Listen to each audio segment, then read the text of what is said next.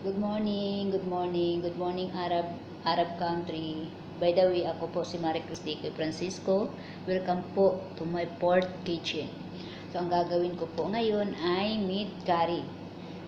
Ang kailangan po sa meat curry ay ang chopped onion, chopped tomato, chopped ginger, chopped green chili, and fresh potato, curry powder, black pepper, salt, tomato paste.